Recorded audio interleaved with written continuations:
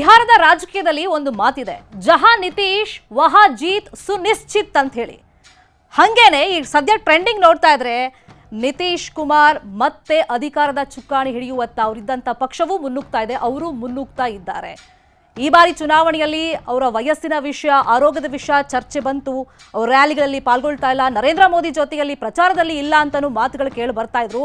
Tiger Abhi ಜಿಂದಾ ಹೇ ಅಂತ ಹೇಳಿ ಅಭಿಯಾನವನ್ನೇ ಅವರ ಬೆಂಬಲಿಗರು, ಅಭಿಮಾನಿಗಳು ಶುರು ಮಾಡಿಬಿಟ್ಟಿದ್ದಾರೆ. ಈ ಬಾರಿ ಮತಪಟ್ಟಿ ಪರಿಷ್ಕರಣೆ ಆದಮೇಲೆ ನಡೆದಂತ ಬಿಹಾರದಲ್ಲಿ ಮೊದಲ ಚುನಾವಣೆ, ಜೊತೆಗೆ ಮಹಿಳೆಯರು ಅತಿ ಹೆಚ್ಚಾಗಿ ಪಾಲ್ಗೊಂಡಂತ, ಮತದಾನ ಮಾಡಿದಂತ ಚುನಾವಣೆ ಇದಾಗಿದ್ರಿಂದ ಈ ಎರಡೂ ಫ್ಯಾಕ್ಟರ್ಗಳು ಬಹಳಷ್ಟು ಪ್ರಭಾವವನ್ನ ಈ ಬಾರಿ ಎಲೆಕ್ಷನ್ ಅಲ್ಲಿ ಮತದಾನದ ಮೇಲೆ ಬೀರಿದೆ ಅಂತಾನೂ ಕೂಡ ಚರ್ಚೆಗಳಾಗ್ತಾ ಇದೆ.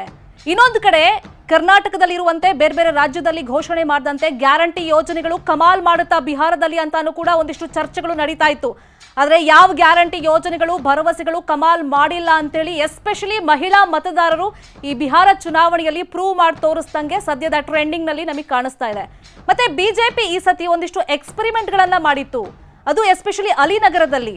ಅಂದ್ರೆ 25 ವರ್ಷದ ಗಾಯಕಿಗೆ ಟಿಕೆಟ್ ಕೊಡೋ ಮುಖೇನ ಒಂದು ಎಕ್ಸ್ಪೆರಿಮೆಂಟ್ ಅನ್ನ ಮಾಡಿತ್ತು. ಅಲ್ಲಿ ಅಲಿನಗರ ಅಲ್ಲ ಸೀತಾನಗರ ಅಂತ ನಾಮಕರಣ ಮಾಡ್ತೀವಿ ಅಂತೆಲ್ಲ ಹೇಳಿದ್ದು ಕೂಡ ಒಂದಿಷ್ಟು ಪ್ರಭಾವವನ್ನು ಬೀರ್ದಂಗೆ ಕಾಣ್ತಾ ಇದೆ. ಇನ್ನು ಬಿಹಾರ ಚುನಾವಣೆ ಅಂತ ಬಂದಾಗ ಎಸ್ಪೆಷಲಿ ಬಿಹಾರದ ಪೂರ್ವ ಮತ್ತೆ ಉತ್ತರ ಭಾಗದ ಜಿಲ್ಲೆಗಳಲ್ಲಿ ಪ್ರತಿ ಬಾರಿ ಎಲೆಕ್ಷನ್ ಅಲ್ಲಿ ಒಂದಿಷ್ಟು ಪ್ರಭಾವವನ್ನು ನಾವು ನೋಡ್ತೀವಿ, ಮಹತ್ವವನ್ನು ಪಡ್ಕೊಳ್ಳುತ್ತೆ ಈ ಭಾಗದ ಪ್ರದೇಶಗಳು.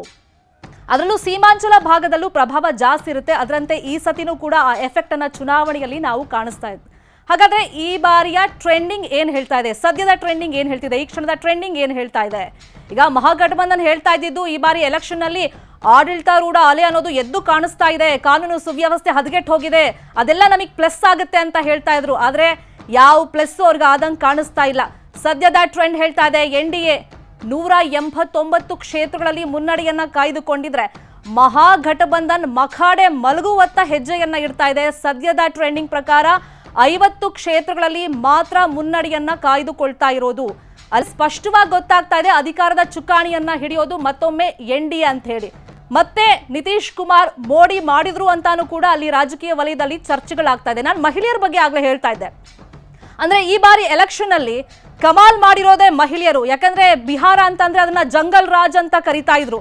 ಮಹಿಳೆಯರು ಮನೆಯಿಂದ ಹೊರಗಡೆ ಬಂದು ಮತದಾನ ಮಾಡೋಕ್ಕೂ ಹಿಂದೆ ಮುಂದೆ ನೋಡ್ತಾ ಇದ್ದಂತ ರಾಜ್ಯ ಅದು.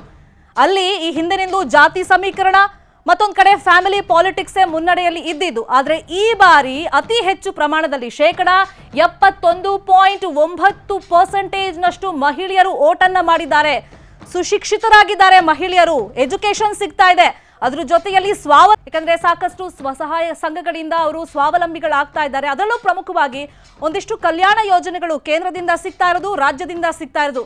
ಇದೆಲ್ಲರಿಂದನೂ ಕೂಡ ತಾವು ಪ್ರಜಾಪ್ರಭುತ್ವ ವ್ಯವಸ್ಥೆಯಲ್ಲಿ ಪಾಲ್ಗೊಳ್ಬೇಕು, ನಮ್ಮ ಹಕ್ಕನ್ನ ಚಲಾವಣೆ ಮಾಡಬೇಕು, ನಾವು ನಮ್ಮ ನಾಯಕನನ್ನ ಆಯ್ಕೆ ಮಾಡಬೇಕು ಅಂತ ಹೇಳಿ ಮಹಿಳೆಯರು ಮುಂದೆ ಬಂದಿರೋದು ಕೂಡ ಈ ಬಾರಿ ಚುನಾವಣೆಯಲ್ಲಿ ಒಂದು ಪ್ರಭಾವವನ್ನು ಬೀರಿರೋದನ್ನ ನಾವು ಗಮನಿಸ್ತಾ ಇದ್ದೀವಿ.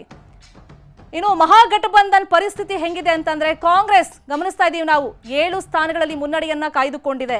ಹಾಗೇನೆ RJD ಬಹಳಷ್ಟು ವಿಶ್ವಾಸವನ್ನ ಇಟ್ಕೊಂಡಿದ್ರು, ಸಿಎಂ ಅಭ್ಯರ್ಥಿಯನ್ನು ಕೂಡ ಘೋಷಣೆ ಮಾಡಿಬಿಟ್ಟಿದ್ರು. 34 ಸ್ಥಾನಗಳಲ್ಲಿ ಮುನ್ನಡೆಯನ್ನ ಕಾಯ್ದುಕೊಳ್ತಿರೋದನ್ನ ನಾವು ಗಮನಿಸ್ತಾ ಇದ್ದೀವಿ.